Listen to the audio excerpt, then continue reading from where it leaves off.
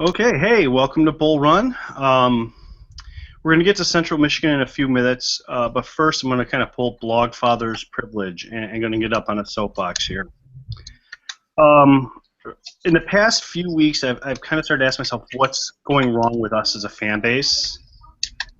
It stinks to be 2-4. It's unpleasant to watch a team get throttled by Central Michigan as badly as we did.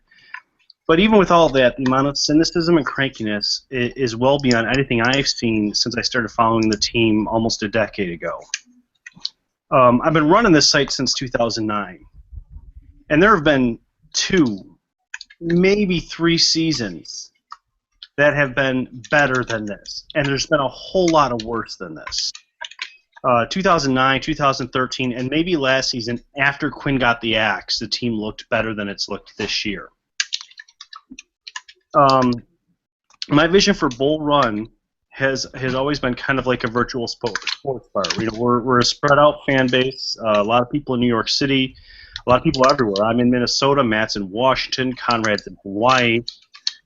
I just want this to be a place where kind of UB fans can get together and chew the fat, talk about the games, kind of unite in what has been a pretty painful football history and still kind of get along with each other.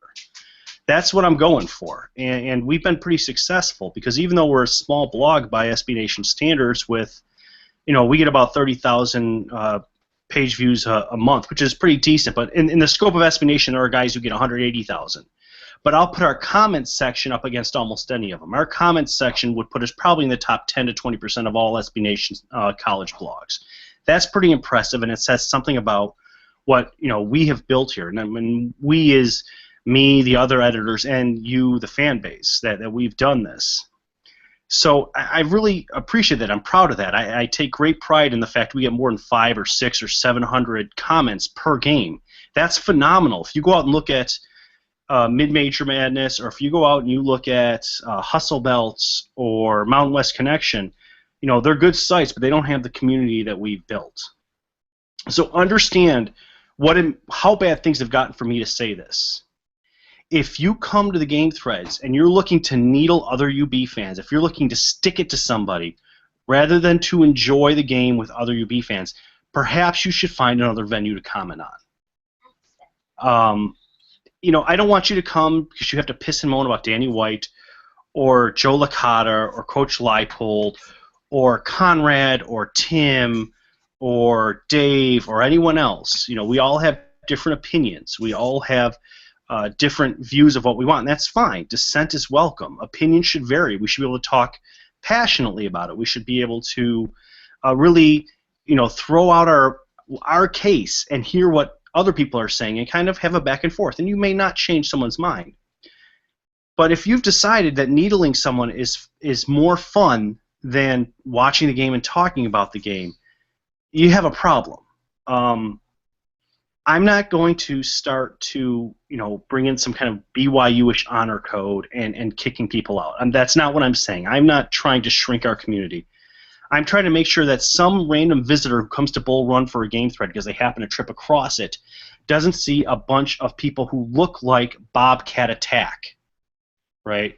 Ohio fans are just they're amazing in their ability to fight with each other. And I don't want us to become that. I want us to make fun of Ohio fans. I don't want us to be like Ohio fans. There's been a lot of back and forth about, someone says, I think that the season's not over, and everyone starts piling on about, oh, you expect us to win the MAC, or, oh, I said at the beginning of the year, 6-6 for me would be a good year because I saw a coaching change. And I saw this other stuff. It doesn't mean I don't like UB. It doesn't mean I don't want to go at this point 8-4 and win the MAC. It just means that's what I saw happening, and I have different expectations for coaching change than I think John or Matt had much higher predictions than me. I'm not going to rub it in their faces that I was right. They should have known I was right, but that's life. So before you jump on the Ohio game thread or before you jump in a comment, just check where you are and just come and have fun. Go back and read. Gosh, I think the Ball State thread from 2009 is my high watermark for what we were as a fan base. We lost that game. It was a frustrating loss in the middle of a frustrating season. It was 2010. and we all got along. So, and actually, I think that was the thread that brought Conrad to Bull Run because we had this great community going, and I think we've gotten better since then. So, that's my soapbox. That's all I have, and I just want to know if Matt or Conrad want to add anything before we get into Central Michigan. And I see no comments on my comments. Conrad's battery is dying. Matt, Conrad's battery has put it on you. I think that Conrad's battery thinks that Conrad is out of his mind for thinking that he can get an 8-4 season out of his battery. So his battery is just revolting. I watch sports to have fun, and if sports aren't fun, I leave sports alone. And there's no reason that we can't have fun during a loss. I like to have fun. And I have no issue with disagreements, and I have no issue with other people having different expectations and not having fun. But there's a difference between disagreements and insults. Yeah, I mean, how much fun did we have with the fill-in-the-blank at halftime Jeff Quinn will thing that we used to do? That was a lot of fun. It was self-effacing fun. Things were so bad, we found a way to have fun with it. But people weren't jabbing each other in the back. My problem is not the complaints. My problem is the target selection that we're using. If Joe Licata has a bad game, you got to understand he's in a new offensive system. It stinks. I'm sure he's more upset about the way this year is going than you as a fan are. The fact that we stunk in Mount Pleasant has nothing to do with the West Club or the fact your seats moved. Nothing at all. If you expected to go 12-0 this year because Lance Leipold tore it up in Division III, you had unrealistic expectations. So I agree with you, Matt. Have fun watching the game. Have fun commenting with each other. I do have one more thing to add that I had forgotten about until you just said it. Something that Tim, you've always prided yourself on, and I think that has really helped make Bull Run what it is that we've never really gone after the student athletes, at least as an editorial group. It's always been don't go after the kids. Acknowledge if they're not playing well, acknowledge if they're playing poorly. But Tim especially has always recognized that they're student athletes. There's more going on in life than what they do on the field. And my attitude in covering all the rest of the sports teams, in addition to football, is that anybody who brings up the blue and white is worthy of our support here. And I think there's been a lot of comments that are simply nothing but Licata is terrible and blah blah blah blah blah, and not really pointing out where there could be room for improvement. Just wholesale, this is a disgrace and a disaster and X, Y, and Z. And as Tim says, that these guys know that things could be going better, and there's a spot where it gets to be piling on instead of just legitimate discussion or disagreement with each other. So Conrad, as you're plugged in now, you got anything to add? I think I missed some of what Matt said, but I think he probably was going to say some of what I said. I mean, I don't have problem with dissent. It brought up, I dissented for 3 years on our defense. I guess my feeling on it is I don't like our defense. I didn't like our defense, but I also wanted our defense to do well.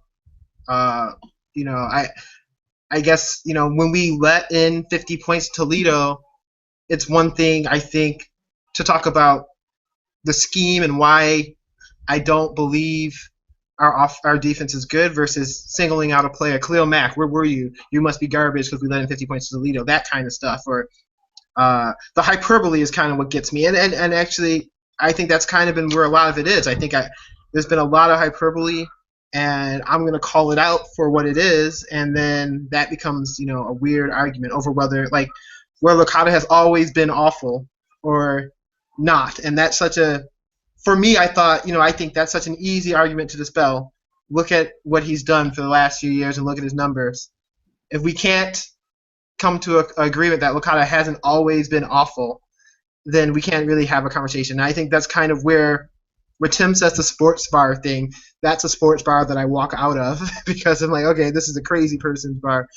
And, I think, there's different arguments over, footwork or wide receiver selection or things like that. But if we can't, you know, I always say, you know, we have 3 good seasons as a franchise.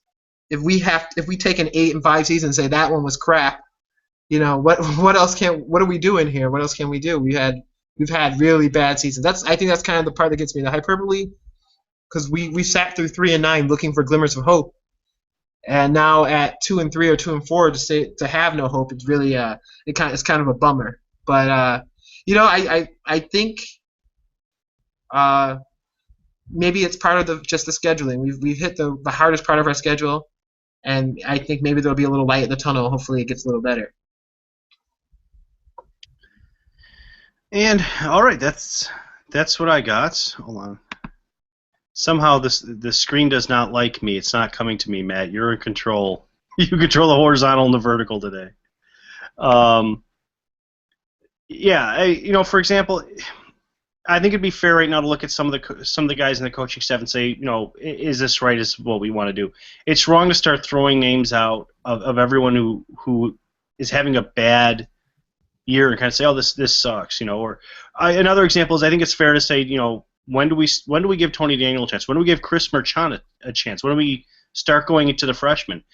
That's not calling out the seniors who are struggling, and there are some of them. I mean, I'm ready to say if we lose to Ohio and we lose another game, it's time to start going wholesale on the next generation. And you know, okay, that's not working, Matt. That's just my volume. At the end of the day, let's get back to having fun watching games. We can have fun when we lose. We're Buffalo fans. Come on. A lot of us are Bills. That means a lot of us are Bills fans. A lot of us are Sabres fans. If you can't have fun watching a team do badly, you really need to take something else up to cover your weekends, because watching football in Buffalo is not for you. And that's the end of my soapboxing, and now we get to the ugly part, which is talking about the Central Michigan game. Central Michigan saw probably the worst UB team I've ever seen in all areas. I don't recall ever watching a game. Now again, I'm a baby by UB fan standards. I didn't start watching until Gil was building what he's building. I don't ever remember watching a team look as helpless in every single phase of the game as UB did. We had a blocked punt. We had terrible returns. Our offense was anemic. Our defense was a pushover. I mean, they ran the same screenplay 3 or 4 straight times on us for like 10, 15 yards each, and there were no adjustments. You know, so about the only player who looked good was Tyler Grassman. So I have no positives to take away for Central Michigan. I'm hoping it was just a complete aberration. I'm hoping it's a curse of Mount Pleasant, and it's behind us. Am I wrong? Is there anything else you guys saw in that game that you kind of feel like it looked good? Corbin Grassman. Well, he's the world's best long snapper. I mean, what do you expect? That's it. What do you got, Conrad? I'm looking at Anthony Taylor.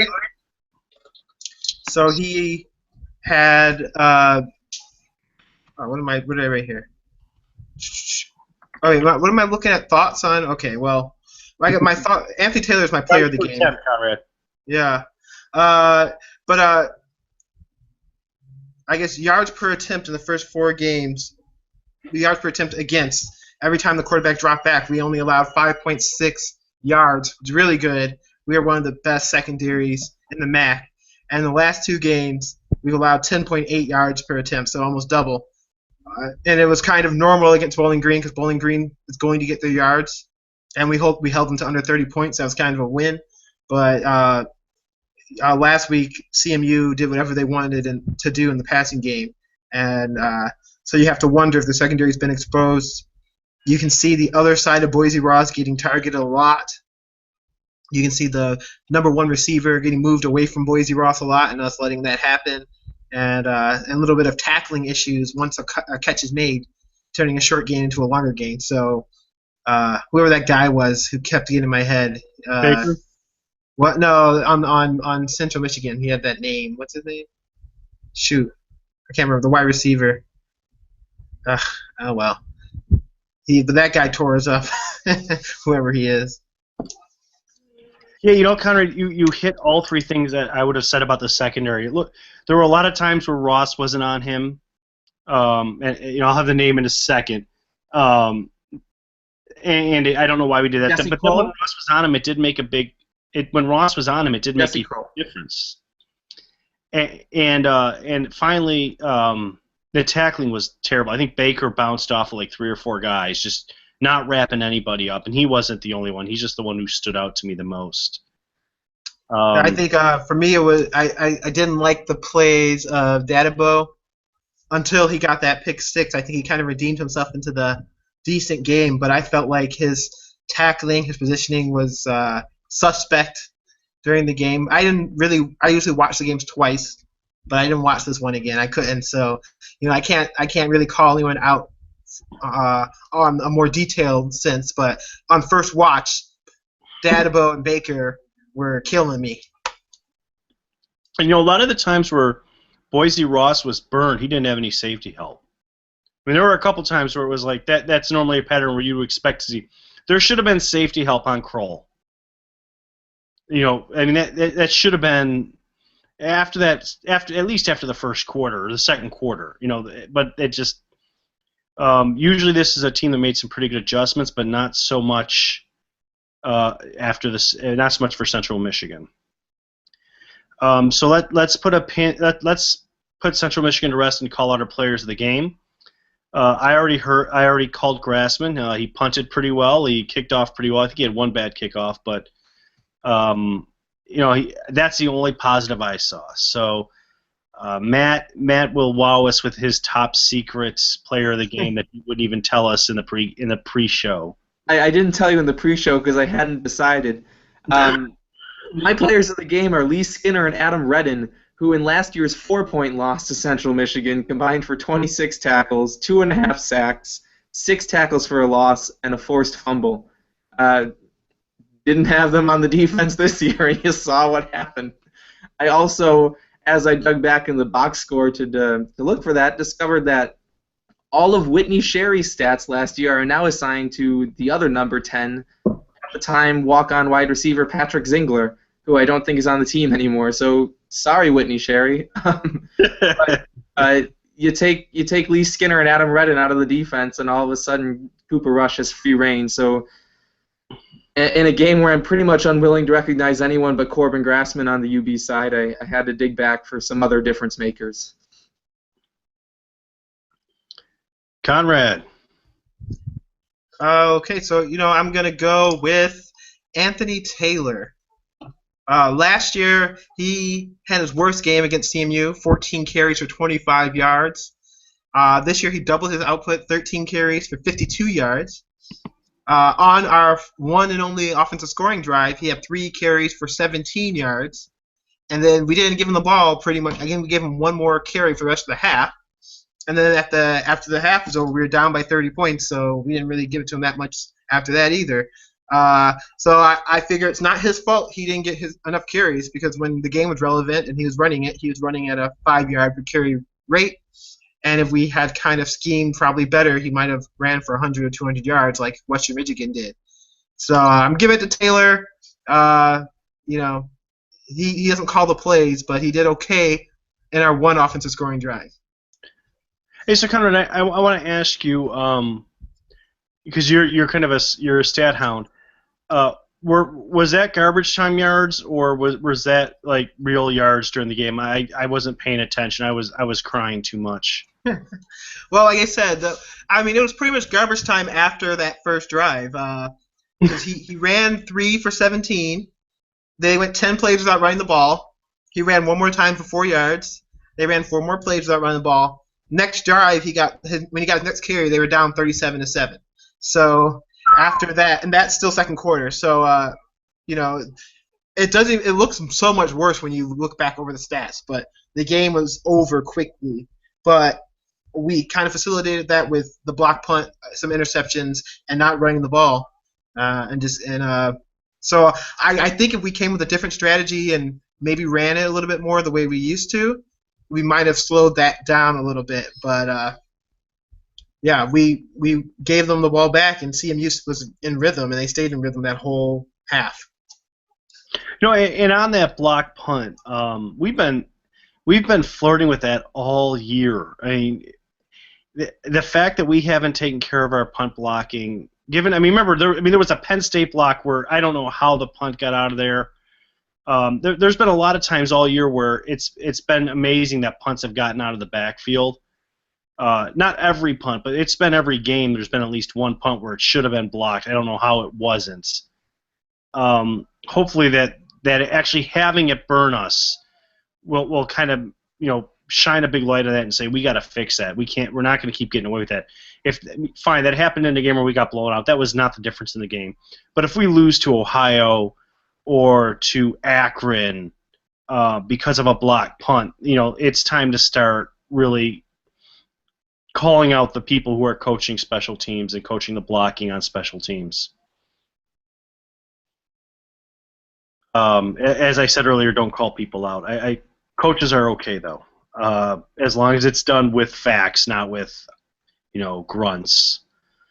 All right, so on to Ohio, the closest thing we have in the MAC to a rival, because I hate Ohio.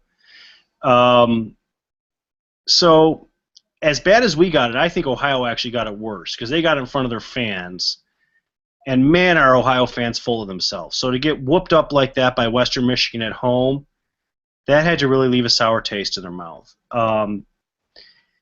They've looked like a good team this year. One of the three of us have had them as the #1 team in the MAC.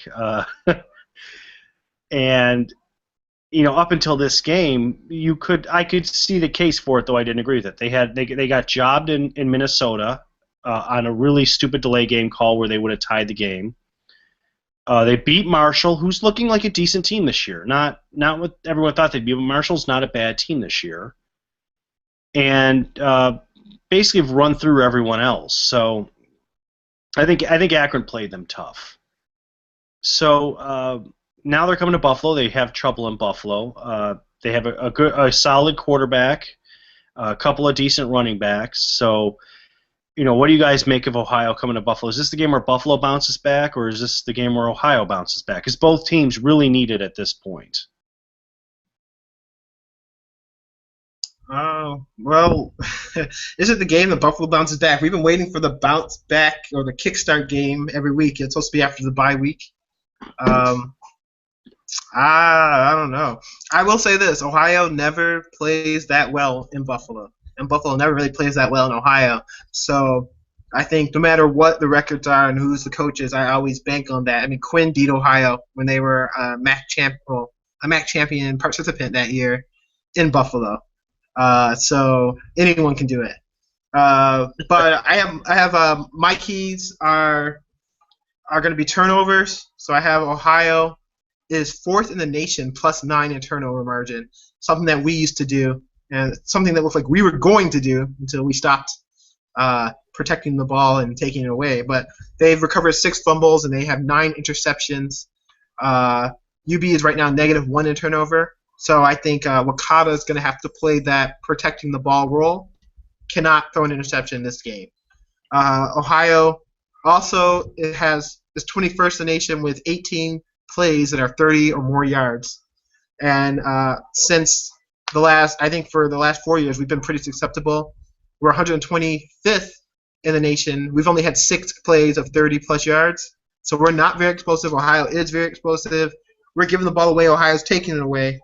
And we allowed 14 30-plus yard play from scrimmage on defense this year. And I think most of them have been pretty killer. The 2 long passes in Bowling Green were killer. The 2 long runs against Nevada were killer. So I think Penn State, if we had any chance of coming back in that game, we had a couple long passes and long runs that got us there. So I think this is kind of the perfect storm game for Ohio. If we turn the ball over, continue to turn the ball over, we continue to let big plays go, and we continue to be not explosive on offense, Ohio's going to walk through us just like they did last year. If we can turn the tide on that, protect the ball, get a couple interceptions on our own, be explosive, and limit Ohio's explosive plays, then I think we should win the game. But not looking great. Yeah, see, I'm not looking for explosive. I'm looking for Anthony Taylor and Jordan Johnson to beat up Ohio. I mean, I'm looking for an offensive line to not commit stupid penalties, and to really make Ohio stop us from getting 4 or 5 yards, per play, running the ball or on short passes. I think a lot of the stupid interceptions Licata has thrown are like, oh hell, let's just throw the ball long to see what happens. And I don't think that's going to work this year. I don't think that's going to work for Licata in this offense. Big plays are great, but the big plays I want to see are the ones where, Licata hits Weiser, on a 5-yard hitch, and Weiser breaks a tackle and runs at 30 yards, or where Taylor on his 3rd or 4th carry in a series, just chugs down the field, breaks a couple tackles and turns a 5-yard run into a 30-yard run. That's kind of what I'm looking for. Conrad? Well, that's one of the questions I have, because I feel like we have a lot of routes where everyone is 5-yard slant or everyone's a 5-yard out, and Licata's just picking which one he wants to throw to. I kind of feel like our opponents are clamping down, having everyone close to the line. Our running game is either way, they're going to stop our running game or those short passes. I'm kind of waiting for us to stretch the field. Is anyone else seeing that, or I trust you because you watch games twice and you see things better than I do. My impression has been that there's usually a guy running a 10 or 15-yard pattern, and more often than not, Licata will chuck it in his direction. The past couple of games, anyways. But I'd have to go back and watch the games. I could see that. It does seem like there's no holes, and that's the frustrating part. Was, remember, before the season started, the whole hype was on UB having the 12th biggest line in college football, and that line has looked impotent at opening up holes and getting room for the running backs to take that first plunge, where then you can make the cut and maybe make some yards. Usually, by the time they got the ball and hit the line, they're getting swallowed up. So, you could be right, Conrad.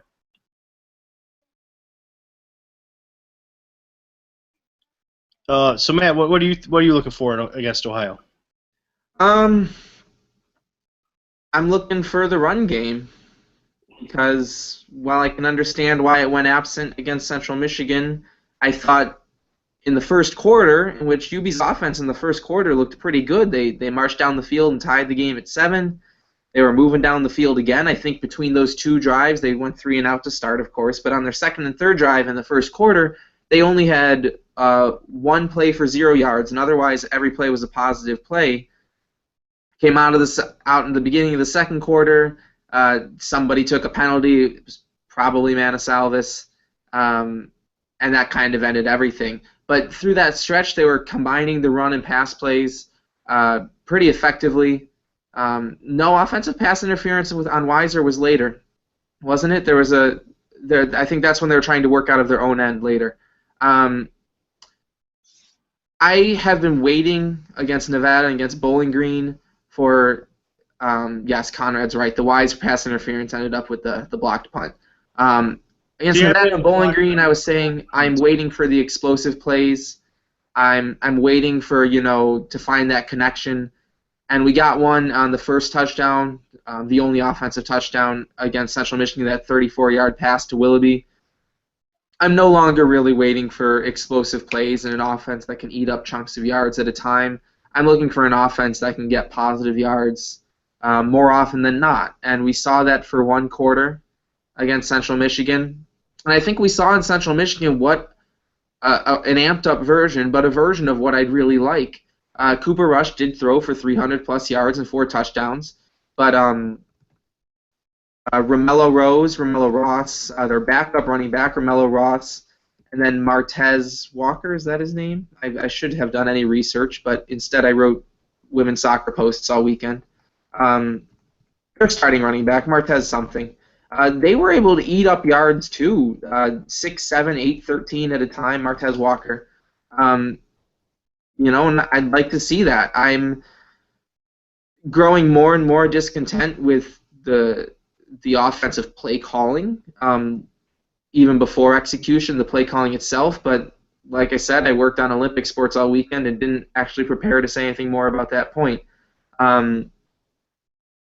Western Michigan ran for a ton of yards over Ohio. I think UB doesn't have a Jarvian Franklin in Anthony Taylor. I think Taylor's a similar back, but he can't quite run over tacklers quite the same way that Franklin can.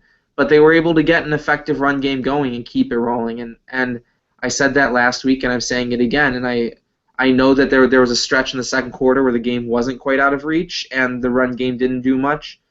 And I am starting to think that falls on play calling to some degree. Yeah, and Conrad kind of hit that on the head when he went back and looked and saw, what Taylor's sixth carry, we were already down by 3 scores. That's a problem. That's part of that's on the defense, obviously, because Central Michigan cut through them like cheese. But I think that's a rookie mistake, though. It makes me think of Lane Kiffin, because we would play when we were at USC playing Oregon, and Oregon's going to, even back then, they're going to score every 65 seconds, and the temptation, I think, is to hurry up and throw it farther and throw it more, because you're going to try to match scores with them. And I think at that point you're playing right into the hands of the other team. That's how they want to play. I would love to see, when the game starts to get out of control, for us to slow it down, pound the rock as we were supposed to, and then put that other offense out of rhythm. Instead of I think I've just been seeing it too much where we're just putting them back, the other offense back on the field 35 seconds after they just got off, and they're still red hot. They're still in. They haven't had a chance to sit down and cool down. And I thought one of the best things we did against Bowling Green, when I was saying the game thread, is they scored, but they scored in 3 minutes, or they scored in 4. That's a win. Making them take their time and break them out of the rhythm. Even if they eventually score, they're a little bit off rhythm. And I think it paid dividends in Bowling Green as our offense got into rhythm and they're slowed down. But I saw the opposite happen at CMU. Instead of us, I think we panicked. And instead of trying to establish our rhythm, we just tried to, score that elusive 20-point touchdown by just chucking it up, and it didn't work. Yeah, I think that's fair, and I agree with you, kind of. When I kind of see a team like Bowling Green or Central Michigan start to just pile up points, you got to wonder why doesn't the offense take more time getting the line? Just take your time, get it right.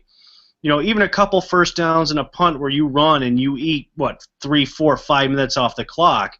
That's huge, because you're wearing down their defense. You're getting their offense off the field.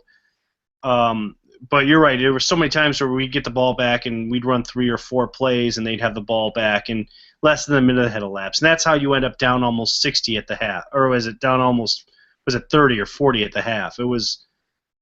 They were scoring so much I can't even go back and look at the box score. And not to go too crazy here, but no matter how fast the other team scores, barring a switch of offense at the half or a safety, you're always getting the ball back after they score, no matter how long it took you or how long it took them. If each team trades it off after a score, Green can score 10 times in 20 minutes, and we can take the other 40 minutes to match them score for score. That's allowed. It's going to that way. Unless somebody's right before the half and gets the ball back, you'll always have an opportunity to match it up, no matter how long you take.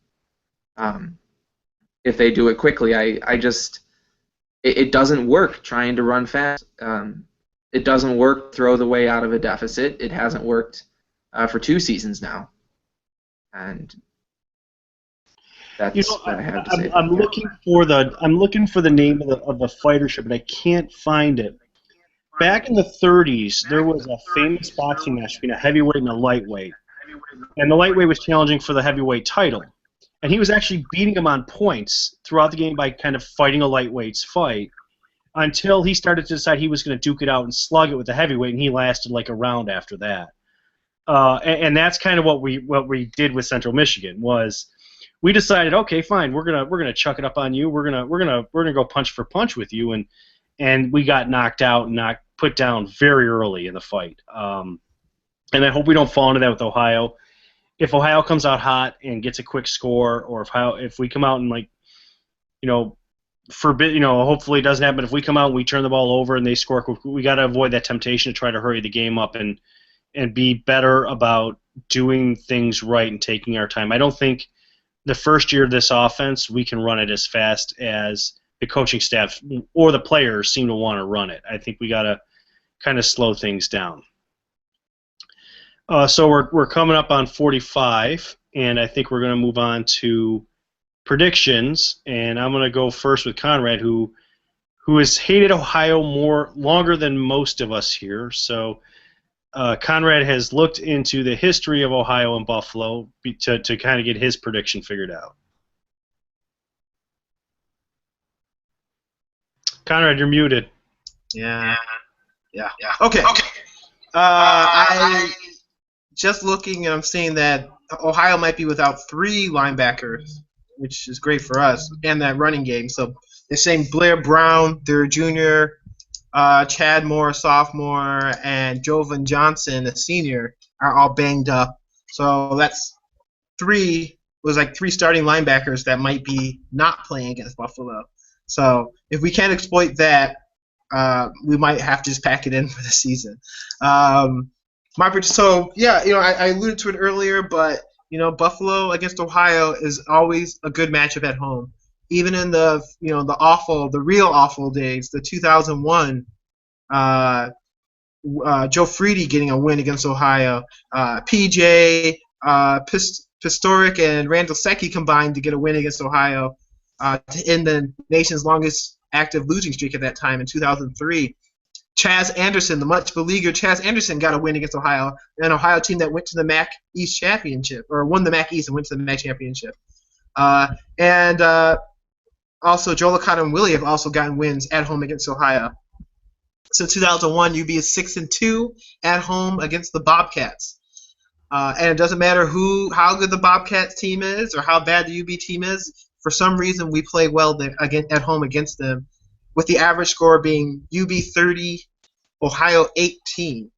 And in honor of that, I'm going to put that as my BrewPreg score. No prediction. It's just history. 30-18. And I'll also say that Licata is going to be only the second quarterback to play Ohio at home twice. The only other one was Drew Willie. He went 1-1. So Licata is going to have the chance to go 2-0 against Ohio at UB Stadium in his career without ever losing to the Kitties at home. And I hope he does it. And that's it. I hate calling games like this because you have two teams that hate each other, two teams that are both coming off bad losses. Buffalo has historically been better at home against Ohio, but we're pretty bad this year, or so. Our offense has been pretty bad this year. I'm going to call it 28-20 Ohio because I don't think our offense is up to it. I just haven't seen anything from them since the Albany game, and that was FCS, so it doesn't really count. That says this offense can keep up with anyone. So unless our defense stands on their heads like they did against FAU and scores 2 touchdowns, I don't see us winning. Matt?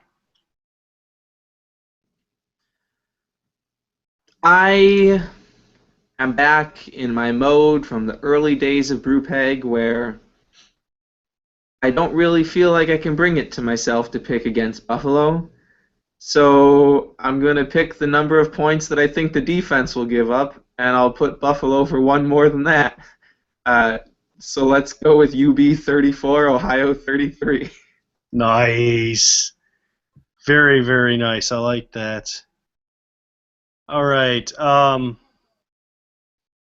This has been a much shorter show. I think a lot of it's because there's just some fatigue going around, and I really hope that we can put the little bit, the little backbiting behind us. I have a 10 and 8-year-old and a 4-year-old, and honestly, a lot of us in the fan base, and I'm going to throw myself in there as well, have kind of acted like them at times over the past season. It's been a pretty painful season.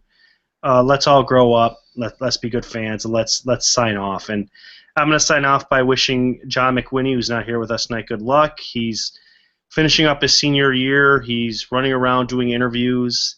That's kind of really a nerve-wracking thing. I had an internship and a job in my back pocket when I was doing interviews, and it was still really frustrating for me to run around and do those. So good luck to John. He's going to be traveling a lot. We'll miss him next week, and go get him. just remember, John, wear a suit and tie. Wear a suit and tie. Wear a suit and tie. All right, Conrad.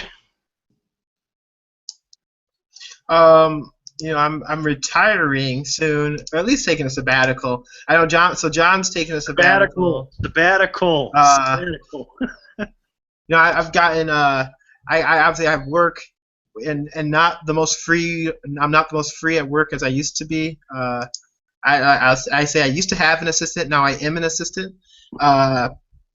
So I don't have as much freedom at work to do any of this. The 6-hour time difference makes it really hard because when I wake up, it's almost over on the East Coast.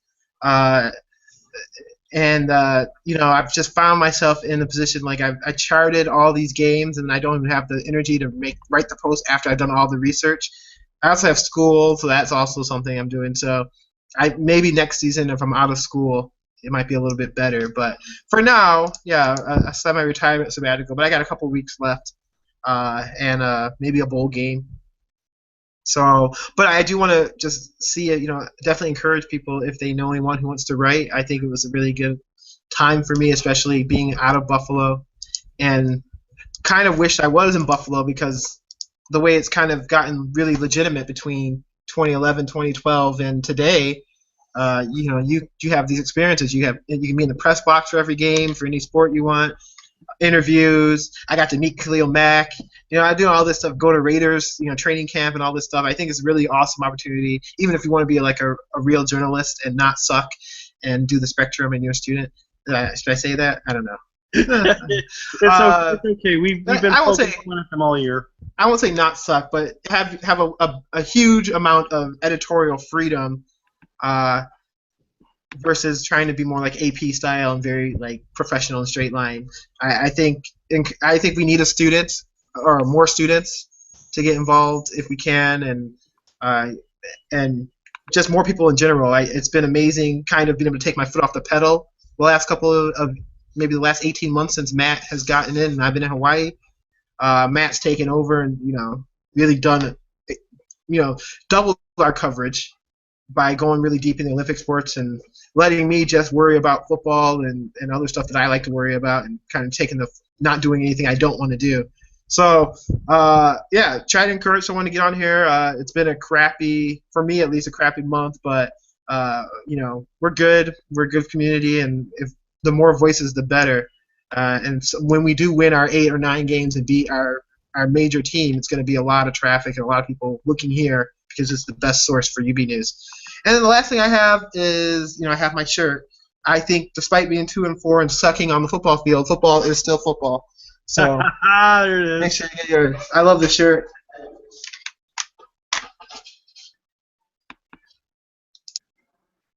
All right, Matt.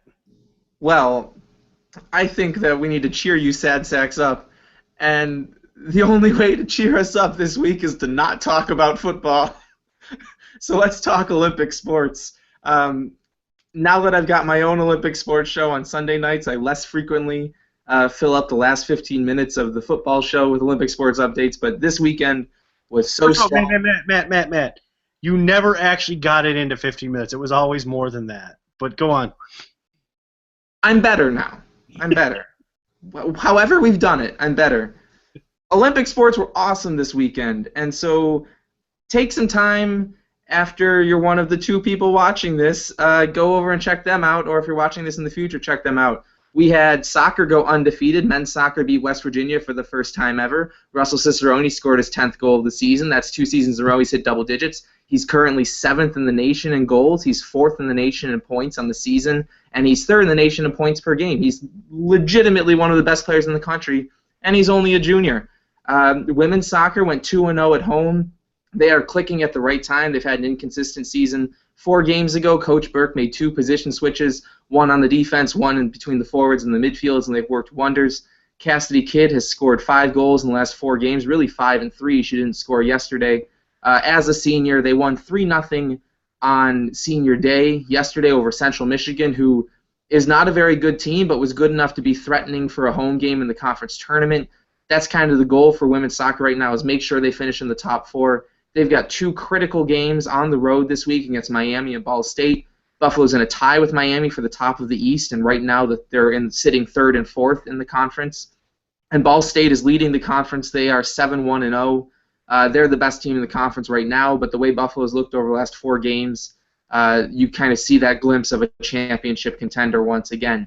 In addition to soccer, volleyball lost too, but volleyball looks great considering who they are. A freshman-loaded team, completely devastated by transfers, graduation, injuries, coaching change. They went toe-to-toe with Northern Illinois and Western Michigan this last weekend. Those are the 2 top teams in the MAC West. They forced Western Michigan to 1 point away from forcing a 5th set, and they took Northern Illinois to a 5th set. The way this team looked for the first 11 games of the year, that is an amazing turnaround. They go on the road to what are now surprisingly a pair of winnable matches against Central Michigan and Eastern. Best for last for right now, cross country. I've been high in cross country since August. If you read the right posts and watch the right videos, you would know this.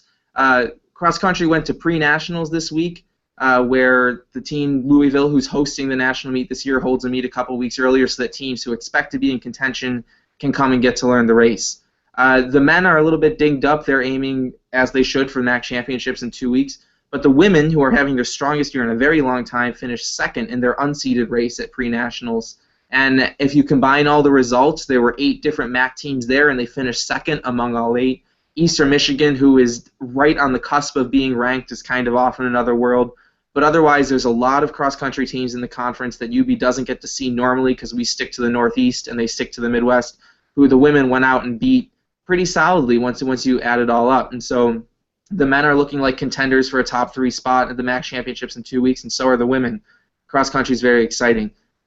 Tennis is wrapping up their fall season this coming weekend. Men's and women's soccer and volleyball all have road games. From soccer, it's very important. For volleyball, it'll just be nice to see a win. Literally every other team other than football made us really happy this week, if you were paying attention with me. Also, please join us next week. We're going to have a very special guest, everybody's favorite editor emeritus, Dave Brand, rejoining the fold. We couldn't keep him away. Things started to fall apart. That's what happens when Dave Brand isn't around to keep us in line. So, tune in. It's gonna be something to have him back. He might whip us all into shape. He might take us further down the rabbit hole. But I've also got to tease that with my time. All right. So, on behalf of Conrad and Matt, myself, thanks for watching Bulls and Bears, and we will see you next week. Matt, you get to push the button this time.